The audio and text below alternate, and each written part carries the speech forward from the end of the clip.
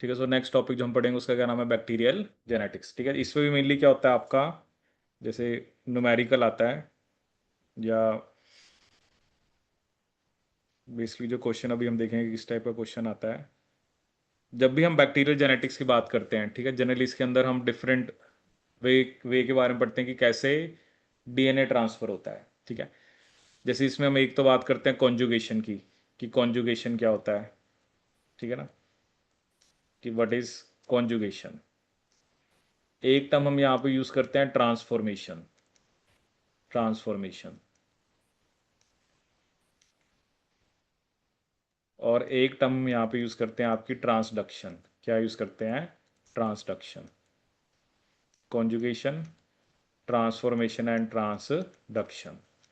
ठीक है, तो there are basically three ways of generally जो डीएनए का ट्रांसफर होता है। ठीक है, अभी हम कॉन्जुगेशन देखेंगे। ट्रांसफॉर्मेशन तो सिंपली अपटेक ऑफ डीएनए होता है। ठीक है, ट्रांसडक्शन में क्या होता है कि कैसे जो वायरस है, ठीक है ना, कैसे वायरस का जो डीएनए है वो बैक्टीरिया के अंदर डिलीवर हो रहा है। ठीक है, हाउ, मतलब ट्रांसडक्शन का मतलब क्या है कि अगर मुझे बैक्टीरिया के अंदर किसी डीएनए को लेके आना है तो मैं वायरस के थ्रू लेके आ रहा हूँ।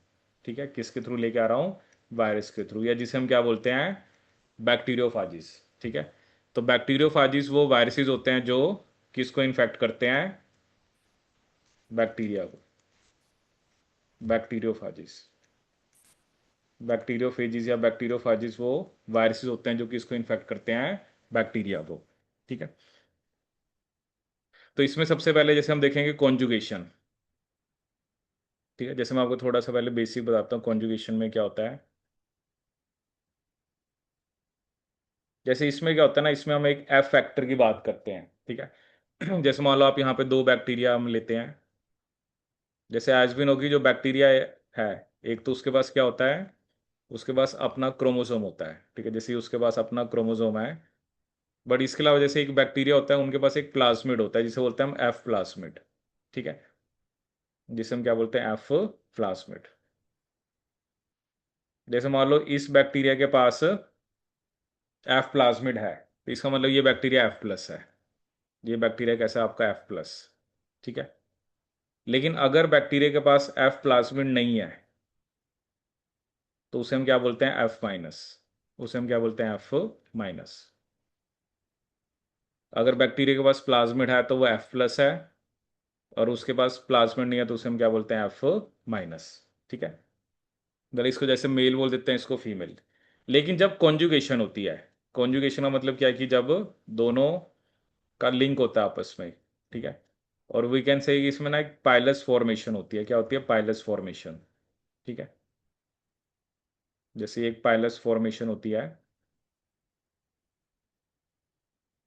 अब होता क्या है, ये तो चलो दोनों बैक्टीरिया के पास अपने अपने क्रोमोसोम्स तो है ही सी। ठीक है, लेकिन क्या होता है, ये जो एफ प्लाज्मिड है, ठीक है, इसकी मान लो एक कॉपी बनेगी।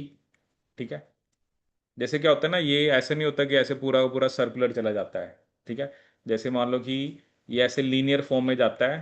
ठीक है, और वहां जाके फिर सर्कुलर हो जाता है। ठीक है, तो अल्टीमेटली होता है क्या ना कि जिसके पास प्लाज्मिड है वो तो एफ प्लस है, जिसके पास नहीं है एफ माइनस है। लेकिन जब दोनों के बीच में कॉन्जुगेशन होती है और उसके बाद जो दोनों बैक्टीरिया बनते हैं वो दोनों एफ प्लस होते हैं। दोनों ही कैसे होते हैं, एफ प्लस। जो दो बैक्टीरिया बनेंगे दोनों ही कैसे होंगे, एफ प्लस। तो जब भी एफ प्लस और एफ माइनस के बीच में क्रॉस कराते हैं तो दोनों कैसे होते हैं, एफ प्लस। दोनों आपके कैसे होंगे, एफ प्लस। ठीक है, जैसे ये भी एफ प्लस है और ये भी एफ प्लस है। ठीक है, तो जब भी एफ प्लस और एफ माइनस में क्रॉस कराते हैं तो दोनों कैसे होते हैं, एफ प्लस।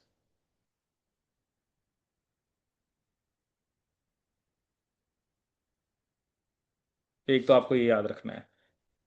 अब क्या होता है कि कई बार ये क्या होता है कि ये जो एफ फैक्टर है, जैसे मान लो ये हमने एक बैक्टीरिया बनाया, पर ये ना यहाँ पर कुछ टर्म्स हैं जो आपको याद रखनी है।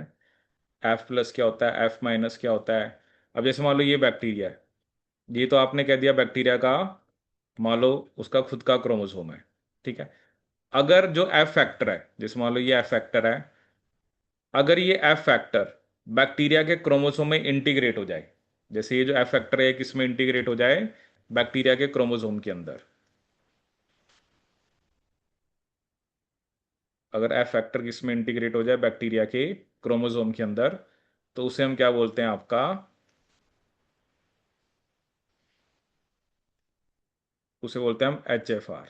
क्या बोलते हैं? H F are. उसे हम क्या बोलते हैं? H F are. That is high frequency recombinant strain. ठीक है। If F plasmid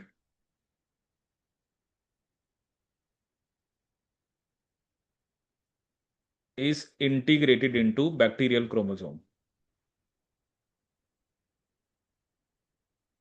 If F plasmid is integrated into bacterial chromosome,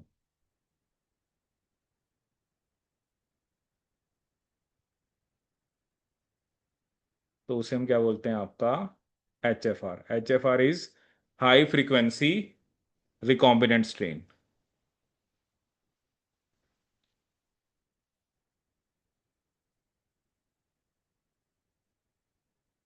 high frequency recombinant strain.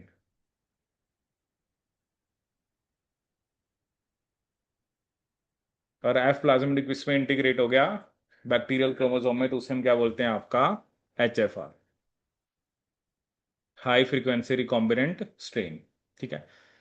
अब कई बार कुछ बैक्टीरिया में क्या होता है कि ये जो प्लाज्मिड पहले तो इंटीग्रेट हुआ, ठीक है, लेकिन मान लो ये बाहर निकल आएगा, लेकिन अब जब ये बाहर आएगा ना, तो साथ में कुछ बैक्टीरिया के जीन्स को भी साथ ले आएगा। ठीक है। जैसे मान लो ये बैक्टीरिया, अभी तो इसमें एफ प्लाज्मिड इंटीग्रेट है, अब एक बैक्टीरिया में ऐसा बना रहा हूं कि अब एफ प्लाज्मिड दोबारा पहले इंटीग्रेट हुआ था, बट वो एफ प्लाज्मिड अब क्या होगा? बैक्टीरिया के क्रोमोसोम से, मतलब उससे दोबारा रिमूव हो जाएगा। बट दिस टाइम वो जो एफ प्लाज्मिड है, ठीक है, that will be carrying some of the bacterial genes. That will be carrying some of the bacterial genes. मतलब जो बैक्टीरिया के ये वाले जीन्स थे, वो भी इसके साथ आ गए। ठीक है।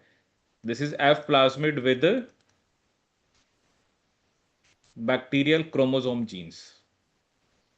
F plasmid with bacterial chromosome genes.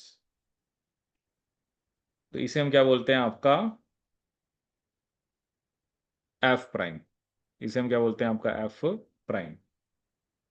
तो एक एफ प्लस होता है, एक एफ माइनस होता है, एक आपका एच एफ आर, और एक होता है आपका एफ प्राइम। एफ प्लस जिसमें एफ प्लाज्मिड है, एफ माइनस जिसमें एफ प्लाज्मिड नहीं है, एच एफ आर जिसमें एफ प्लाज्मिड जो है वो बैक्टीरिया के क्रोमोसोम में इंटीग्रेट हो गया, और F prime that is F plasmid with, मतलब एफ प्लाज्मिड अब बैक्टीरिया के क्रोमोसोम से बाहर आ गया with some, with bacterial chromosomal genes, उसे हम एफ प्राइम बोलते हैं। ठीक है। मतलब ये तीन चार टर्म्स आपको देखने को मिलेंगी, एफ प्लस, एफ माइनस,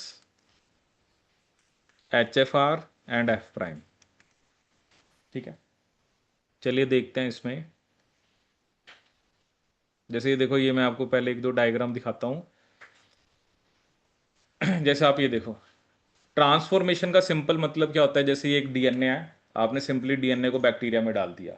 जैसे ये एक डीएनए ना, जैसे एक जीन है, मान लो वो बैक्टीरिया के क्रोमोसोम पे नहीं है, तो आपने सिंपली वो जीन बैक्टीरिया में डाल दी। कॉन्जुगेशन का मतलब क्या होता है? Direct transfer of DNA from one bacterium to another. ठीक है, जो मैंने अभी आपको बताया कि जिसमें एफ प्लाज्मिड की हम बात करते हैं। ठीक है। और ट्रांसडक्शन का मतलब क्या होता है? Transfer of bacterial DNA by bacteriophage. जैसे एक वायरस है, वो डीएनए को डिलीवर करेगा किसके अंदर? बैक्टीरिया के अंदर। ठीक है। ट्रांसडक्शन भी अलग अलग टाइप की होती हैं। ठीक है। वो भी वैसे जनरलाइज्ड भी होती हैं, स्पेशलाइज्ड भी होते हैं, अलग अलग टाइप की ट्रांसडक्शन होती हैं। ठीक है। जैसे ये देखो, ट्रांसडक्शन में देखो, ट्रांसडक्शन उसने में क्या दिखाया है। मान लो वायरस आया, देखो नॉर्मली तो वायरस क्या करता है, वो अपने डीएनए की कॉपी बनाता है, क्योंकि वायरस हमें पता है वो ऑब्लिगेट पैरासाइट होते हैं, क्योंकि वायरस खुद से तो अपने डीएनए की कॉपीज नहीं बना सकते। तो वायरस आया, ये बैक्टीरिया का डीएनए है। ठीक है। अब वायरस ने क्या करा, अपने डीएनए की कॉपी बनाई और मान लो बैक्टीरिया का डीएनए का भी लाइसिस हो गया। ठीक है। अब नॉर्मली तो क्या होना चाहिए था कि वायरस अपने डीएनए को पैकेज करता और बैक्टीरिया को लाइस करके बाहर निकलता। बट क्या होता है, कई बार क्या होता है ना, जो बैक्टीरिया का डीएनए है वो वायरस के हेड में पैक हो गया। ठीक है ना, ये डीएनए जो है ना, ये जो ब्लू वाला है, ये बैक्टीरिया खुद का डीएनए है। तो वायरस के इन्फेक्शन पे वायरस ने अपने डीएनए की तो कॉपी बनाई, बट उसने मान लो होस्ट सेल की डीएनए को लाइस कर दिया। तो हुआ क्या, अब वो वाला डीएनए वायरस की जो कैप्सिड होता है उसके अंदर पैक हो गया। अब ये वाला डीएनए दूसरे वायरस के दूसरे बैक्टीरिया में गया, क्योंकि ये होमोलोगस रिकॉम्बिनेशन से ये उसके डीएनए में जाके लग गया। ठीक है ना, ये एक तरह से ट्रांसडक्शन की ना अलग अलग टाइप होती हैं। ठीक है। इस तरह से एक बैक्टीरिया का डीएनए दूसरे बैक्टीरिया के अंदर चला गया और उसके डीएनए के अंदर जाके इंटीग्रेट हो गया। ठीक है ना, क्योंकि क्या है ना, ये वाला डीएनए तो वायरस का डीएनए थोड़ा बैक्टीरिया के डीएनए में जाके लगेगा। ठीक है। बट हुआ क्या, वायरस की इंफेक्शन साइकिल के ड्यूरिंग बैक्टीरिया का डीएनए वायरस के कैप्सिड जो जो प्रोटीन कोट होती है उसके अंदर पैकेज हो गया। ठीक है, इसलिए उसने उसको अलग सा दिखाया है। जैसे ये वाले तो सारे, इन सब के अंदर तो वायरस का खुद का डीएनए है, बट इसके अंदर जो डीएनए है वो किसका डीएनए है, किसका डीएनए है वो, बैक्टीरिया का। ठीक है। और वो डीएनए, क्योंकि वो वायरस जब दूसरे बैक्टीरिया के अंदर गया, क्योंकि देखो ये डीएनए डायरेक्ट तो जा ही नहीं सकता बैक्टीरिया के अंदर। ठीक है, या तो फिर कॉन्जुगेशन हो, बट ट्रांसडक्शन के अंदर एक बैक्टीरिया के डीएनए को दूसरे बैक्टीरिया के अंदर वायरस लेके जा रहा है। ठीक है, ये भी बड़ा लंबा चौड़ा टॉपिक होता है। ठीक है, जैसे मेनली इसमें हम एक उसकी बात करते हैं, एक बैक्टीरियोफाज लैम्डा होता है। ठीक है ना, उसके ऊपर भी पेपर में काफ़ी क्वेश्चन आते हैं। तो वो ना बैक्टीरियोफाज लैम्डा की लाइफ साइकिल होती है पूरी। ठीक है। उसमें क्या होता है कि एक लाइसोजेनिक फेज होता है। लाइसोजेनिक में तो क्या होता है, जो वायरस का डीएनए है वो बैक्टीरिया के जीनोम में जाके लग जाता है, और एक होता है लाइटिक। ठीक है, लाइटिक में वही कि वो लाइस करेगा। ठीक है, इसमें पता नहीं मैंने शायद दिखाया हुआ कि नहीं, क्योंकि ये पूरा अलग से ना टॉपिक होता है, इसके अंदर नहीं है। तो एक लाइसोजेनिक, लाइसोजेनिक में क्या होता है ना कि वायरस का डीएनए बैक्टीरिया के डीएनए में जाके लग जाता है। बट लाइटिक में क्या होता है, वो अपने डीएनए की कॉपीज बनाता है और बैक्टीरिया को लाइस करता है। ठीक है, अब ना जीन्स का रोल होता है, जैसे बैक्टीरियोफाज लैम्डा दोनों दिखाता है। ठीक है, मतलब वो लाइसोजेनिक मान लो दिखा रहा है पहले, क्योंकि कंडीशंस होती है ना कि अगर ऐसी कंडीशन है तो वो लाइसोजेनिक दिखाएगा, और कोई दूसरी टाइप की कंडीशन है वो लाइटिक दिखाता है। ठीक है, ऐसा भी हो सकता है कि पहले वो लाइसोजेनिक दिखाए, बट जैसी कंडीशन चेंज हो तो वो लाइटिक में चेंज हो जाए। इसमें ना मेनली एक दो जीन्स का नाम चाहे आप याद रखना। एक क्रो जीन होती है, अगर वो ऑन है तो लाइटिक होता है। ठीक है, और एक होती है सी आई, क्रो ऑन है सी आई ऑफ है तो लाइटिक होती है। लेकिन अगर इसमें इसका मैं उल्टा लिख दूं, क्रो ऑफ है सी आई ऑन है, तो वो कौन सा होगा आपका, लाइसोजेनिक। लाइसोजेनिक।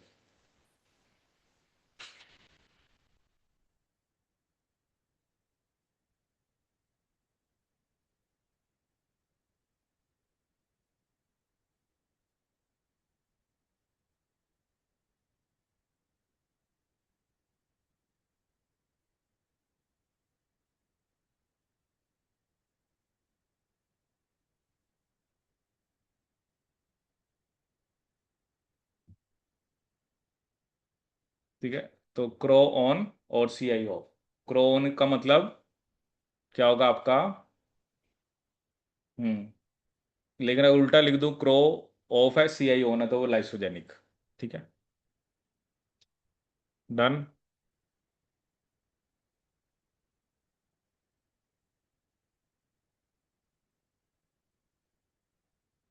ठीक है, जैसे ये दिखा रखा है कि एक डोनर होता है, ये वही रेसिपिएंट जो मैंने आपको बताया। एक्चुअली क्या होता है ना, एक स्पेसिफिक मैकेनिज्म होता है जिसे बोलते हैं हम rolling circle mechanism of DNA replication. ठीक है, जैसे आप देख रहे हो कि ये जो डीएनए है ना, जैसे दोनों के बीच में जब कनेक्शन बना, तो आप देख रहे हो कि डीएनए ऐसे जा रहा है। ठीक है, तो जब वो बाद में क्या होता है कि वो जाके एट द एंड तो उसने डबल स्टैंडर्ड बन जाना है। ठीक है, बट लिखा ना, replication and transfer of F plasmid through the sex phylus, complementary strand synthesis and formation of new donor F plus cell। ठीक है, ये एक स्पेसिफिक मैकेनिज्म होता है जिसे बोलते हैं हम rolling circle mechanism. Rolling circle mechanism of DNA replication.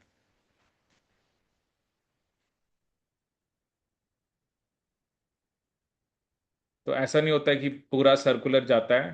अब इसमें हम यही पढ़ेंगे, क्योंकि हम क्या स्टडी कर सकते हैं कि जो मान लो अब ये क्रोमोसोम जा रहा है, हम इस पे ना जीन का ऑर्डर स्टडी कर सकते हैं कि पहले कौन सा जीन गया, फिर कौन सा गया, फिर कौन सा गया है। ठीक है।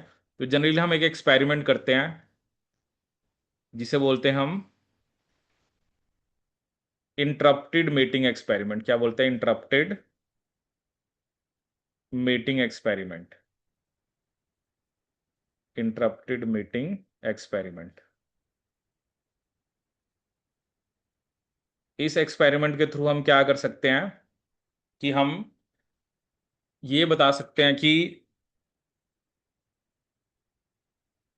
जीन का ऑर्डर क्या है। ठीक है। जैसे क्या होता है, मान लो आपने दो बैक्टीरिया के बीच में ऐसे कॉन्जुगेशन कराई। ठीक है। अब हमें ये तो पता है कि डीएनए तो ट्रांसफर हो रहा है, बट मुझे उसके ऊपर ऑर्डर का पता करना है। ठीक है। क्योंकि वो जा ऐसे रहा है। ठीक है। और बाद में जाके आपको पता है वो सर्कुलर होता जा रहा है। ठीक है। जैसे मान लो मैंने यहाँ पर, मान लो हम चार चार या पांच जीन ले लेते हैं कि ABCDE। ठीक है। और हमने एक टाइम सेट कर लिया, वो टाइम 5 मिनट 10 मिनट जो भी सेट करना है आप वो सेट कर सकते हो। जैसे आपने स्टार्टिंग करी तो उस टाइम पे तो कोई भी नहीं गई होगी। ठीक है। कि पांचों में से कोई नहीं गई। फिर आपने 5 मिनट के बाद इंटरप्ट करा। ठीक है। आपने क्या देखा? मान लो बी चली गई, इसका मतलब बी सबसे पहले गई है। ठीक है। फिर आपने 10 मिनट के बाद करा, मान लो 10 मिनट के बाद कोई फर्क नहीं पड़ा, सेम ही है। फिर आपने 15 मिनट के बाद देखा, फिर आपने मान लो देखा कि डी चला गया। ठीक है। उसके बाद फिर आपने मान लो 20 मिनट पे देखा, आपने देखा ए चला गया। ठीक है। उसके बाद मान लो आपने 25 मिनट पे देखा, 25 मिनट मान लो सेम है। आपने मान लो 30 मिनट पे देखा, तब भी सेम है।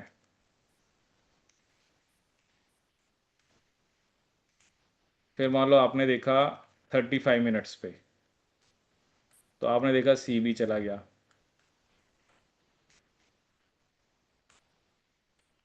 फिर आपने फॉर एग्जांपल देखा 40 मिनट्स पे, मान लो फिर पांचों चले गए।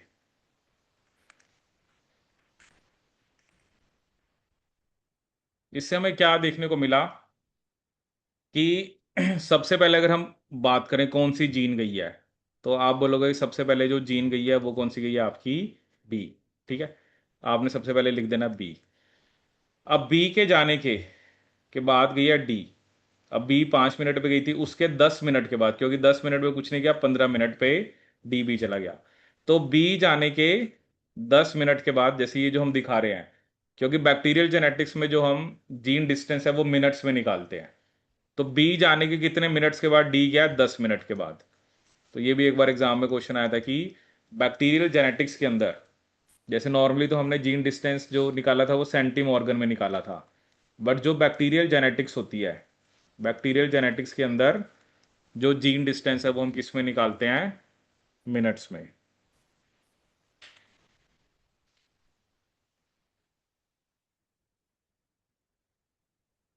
ठीक है। बैक्टीरियल जेनेटिक्स में हम जीन डिस्टेंस किस में निकालते हैं? मिनट्स में। इसमें निकालते हैं मिनट्स में। तो बी जाने के कितने मिनट बाद डी गया? 10। ठीक है। अब आप देखो कि उसके 5 मिनट के बाद क्या चला गया? ए। तो आप उसको 5 मिनट लिख दो। ठीक है। जैसे आप देख रहे हो कि 15 के बाद 20 मिनट पे चला गया, फिर 25 पे भी सेम है, 30 पे भी सेम है, फिर मैंने लिखा 35। उसके बाद क्या आ गया आपका? सी। ठीक है। मतलब कि 15 मिनट के बाद, मतलब बी, जैसे बी जब गया था, बी तो आपका 5 मिनट पे चला गया था, वो तो चलो स्टार्टिंग ही होगी ना एक तरह से। बी जाने के कितने मिनट के बाद डी गया था? 10। ठीक है। फिर उसके कितने मिनट के बाद गया आपका? उसके 5 मिनट के बाद ए चला गया। ठीक है। वो हमने दिखा दिया BDA। ए जाने के कितने मिनट के बाद आपका सी क्या है? वो भी 15 मिनट है। तो ए जाने के 15 मिनट दिखाएंगे हम, थोड़े इसको ज़्यादा दिखा देते हैं। ए जाने के 15 मिनट के बाद सी गया है, और सी जाने के 5 मिनट के बाद क्या चला गया आपका, ई। ठीक है, देखो सबसे पहले बी गया था, उसके बाद देखो यहाँ पर बी और डी दोनों चले गए, उसके बाद यहाँ पे बी डी है, बी डी है, सॉरी यहाँ पर चलो इसमें ए बी और डी चला गया, यहाँ पे भी ए बी डी है, यहाँ पे भी ए बी डी है, यहाँ पर ए बी सी डी, और लास्ट में A B C D E. तो यहां से हम क्या निकाल पाए, एक तो जीन ऑर्डर और जीन डिस्टेंस। तो बैक्टीरियल जेनेटिक्स में हम जीन डिस्टेंस किस में निकालते हैं, मिनट्स में। पढ़िए पहले बैक्टीरियल जेनेटिक्स। अब इस पे कई बार क्वेश्चन चलो सिंपल भी आता है, कई बार थोड़ा टिपिकल भी आता है, तो वो तो आपको भी क्वेश्चन करके पता लगेगा। थ्योरी तो यही है कि किस तरह से हम जीन ऑर्डर को निकालते हैं। ठीक है, तो बैक्टीरियल जेनेटिक्स के अंदर जीन ऑर्डर किस में निकाला जाता है, मतलब जीन ऑर्डर या जीन डिस्टेंस, वो हम मिनट्स में निकालते हैं। ठीक है, जैसे कुछ क्वेश्चन है वो मैं आपको कराता हूं।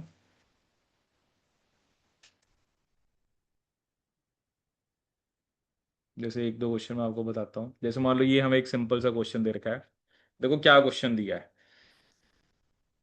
DNA from a strain of bacteria with genotype A plus B plus C plus D plus E plus was isolated and used to transform a strain of bacteria that was A minus B minus C minus D minus E minus. The transformed cell were tested for the presence of donated genes. The following genes are found to be co-transformed. ठीक है, जैसे ए और D एक साथ जा रहे हैं, B और ई, सी एंड डी और सी एंड ई। तो आपने ऑर्डर बताना है जीन्स का बैक्टीरियल क्रोमोसोम के ऊपर। ठीक है, मतलब हमें ऑप्शन में वो देखना है, जैसे हम पहले वो ऑप्शन देखते हैं जिसमें ए और डी एक साथ जा रहे हैं।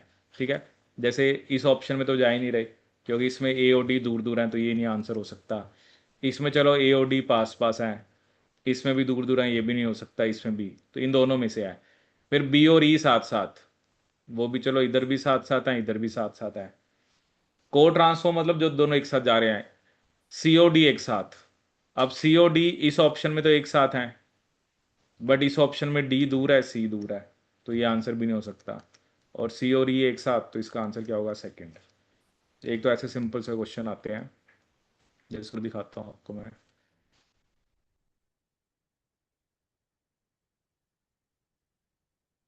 अब जैसे इसमें देखो क्या बता रखा है, an interrupted mating experiment was performed between H F R, ठीक है, that is your streptomycin sensitive. S का मतलब होता है सेंसिटिव। अब इसमें क्या है, A plus B plus C plus, और एफ माइनस क्या है, streptomycin resistant A minus B minus C minus strains. ठीक है, the genotype of majority of streptomycin resistant ex conjugant after 10 20 and 30 minutes of interrupted meeting is given below. ठीक है, अब इसमें क्या ना, देखो भाई एच एफ आर लिखा हुआ है, ठीक है, और जो एफ माइनस है, अब जीन का ट्रांसफर हो रहा है, एच एफ आर से किसके पास जा रही है, एफ माइनस के पास। ठीक है, 10 मिनट पे देखा तो कोई भी नहीं गया। ठीक है, जैसे इसके पास तो तीनों है ना, इसके पास तीनों में से कोई भी नहीं है। ठीक है, 20 मिनट्स के बाद देखा तो सी गया है, इसका मतलब सबसे पहले सी जाना चाहिए। अब वो एक ही ऑप्शन में है। ठीक है, अब उसके बाद अगले में तो उसने ए और बी दोनों ही दिखा दिए। अब हमें ये नहीं पता कि ए पहले क्या बी, वो आप नहीं बता सकते, बट ये आपको पता है कि पहले सी गया, तो C A B is the order. चलो ये वाला क्वेश्चन करके दिखाओ, बताओ इसका क्या आंसर होगा। तो देखो यहाँ पे क्या क्वेश्चन दे रखा है, a cross was made between H F R methionine plus arginine plus leucine plus. ठीक है, स्ट्रेप्टोमाइसिन सेंसिटिव, और एफ माइनस क्या, methionine minus arginine minus leucine minus streptomycin resistant, in which leucine plus ex conjugants are selected.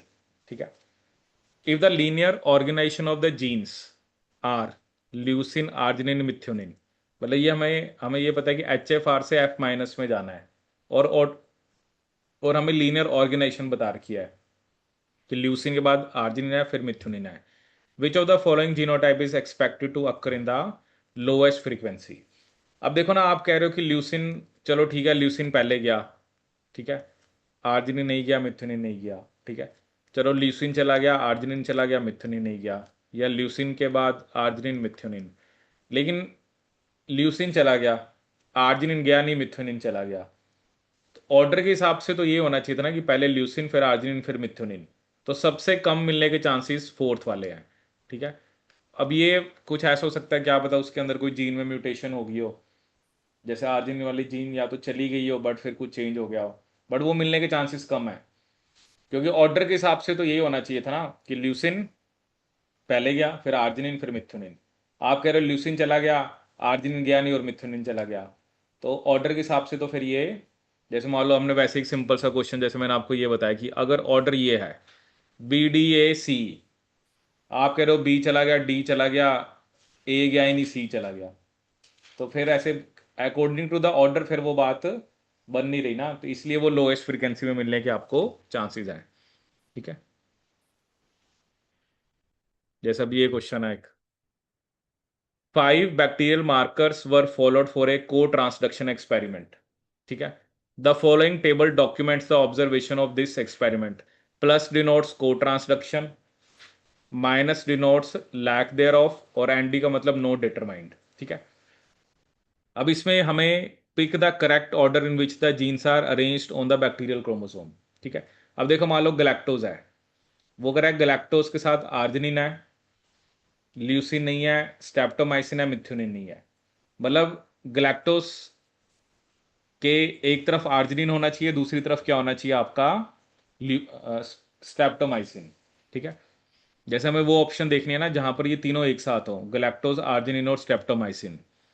जैसे देखो इधर streptomycin galactose, बीच में leucine आ गया, तो ये नहीं हो सकता। इधर आर्जिनिन, स्ट्रेप्टोमाइसिन और गैलेक्टोज, ठीक है। इधर क्या दिखा रखा है, आर्जिनिन, अब इधर स्ट्रेप्टोमाइसिन दूसरा है, ये भी नहीं हो सकता, ये भी नहीं बनेगा, नहीं इधर चलो फिर भी तीनों एक साथ हैं।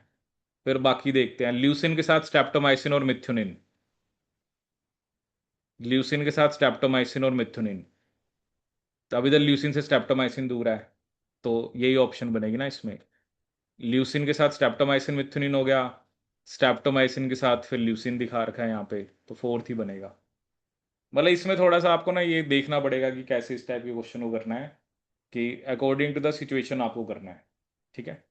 को ट्रांसडक्शन का मतलब वही ना कि दो जीन एक साथ जा रही हैं, जैसे गैलेक्टोज के साथ आर्जिनिन जा रही है, ल्यूसिन नहीं जा रही है, स्ट्रेप्टोमाइसिन जा रही है, मिथ्योनिन नहीं जा रही। ल्यूसिन के साथ उसने दिखाया स्ट्रेप्टोमाइसिन मिथ्योनिन दोनों जा रही हैं, तो इसका मतलब क्या होगा ना, ल्यूसिन के एक तरफ स्ट्रेप्टोमाइसिन होगा, एक तरफ मिथ्योनिन होगा, ठीक है, तभी साथ साथ जाएंगी ना, ठीक है। जैसे ल्यूसिन आप देख रहे हो, वो कह रहा है एक स्ट्रेप्टोमाइसिन भी जा रही है और मिथ्योनिन भी जा रही है, ठीक है। को ट्रांसडक्शन का मतलब ये ना, अगर ल्यूसिन जैसे मैंने सेंटर में बनाया है, तो स्ट्रेप्टोमाइसिन भी ल्यूसिन के साथ जा रहा है, मिथ्योनिन भी ल्यूसिन के साथ जा रहा है, तो ऐसा ही होना चाहिए ना। अब इस ऑप्शन में देखो ल्यूसिन यहां पर है, स्ट्रेप्टोमाइसिन यहां पर है, तो वो इकट्ठी तो जा ही नहीं सकती ना। को ट्रांसफॉर्मेशन का मतलब या को ट्रांसडक्शन का मतलब जो दोनों एक साथ जा रही हैं, ठीक है।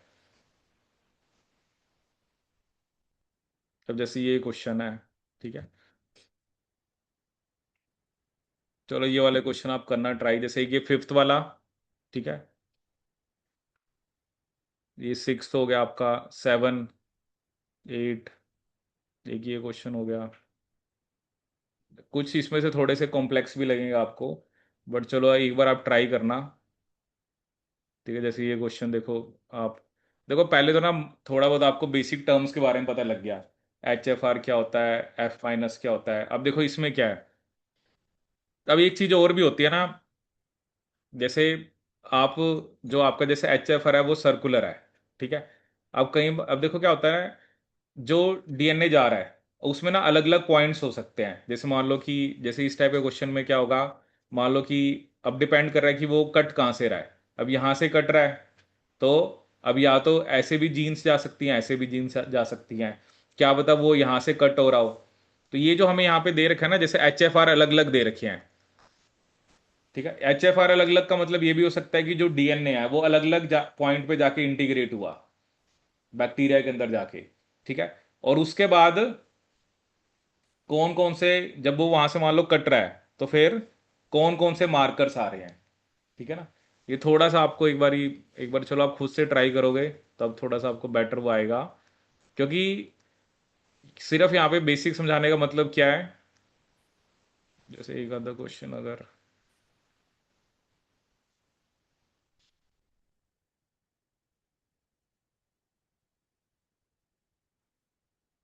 क्योंकि मेन वो आपको इसी क्वेश्चन से पता लगेगा जो मैंने आपको ये बताया ना।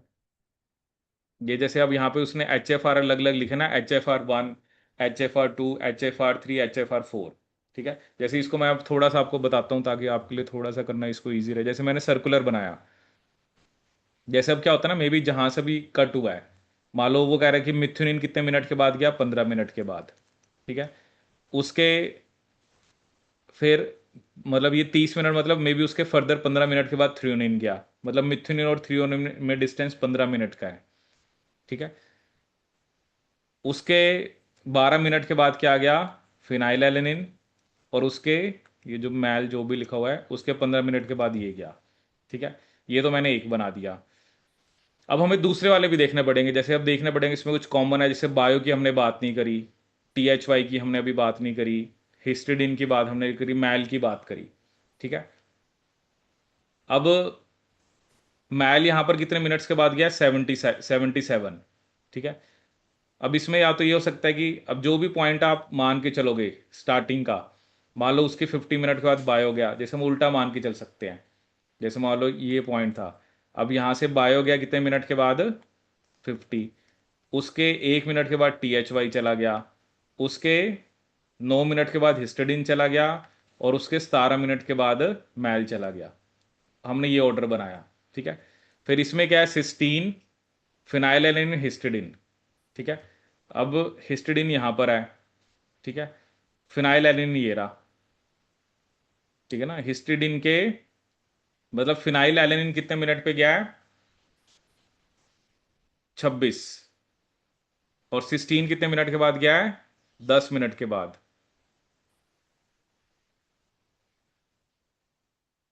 अब मे बी यहां पर हम जैसे यहां पे सिस्टीन बना सकते हैं, सिस्टीन के कितने मिनट के बाद गया, वो 16 मिनट के बाद। नहीं, सिस्टीन फिर यहां पे नहीं होगा ना, सिस्टीन के कितने मिनट के बाद फिनाइलएलेनिन गया है, जैसे थ्रियोनिन के 12 मिनट के बाद गया था, ठीक है। तो मे बी सिस्टीन क्या पता यहाँ कहीं हो, जैसे ये दोनों के बीच में डिस्टेंस कितना था, 12 मिनट का, ठीक है।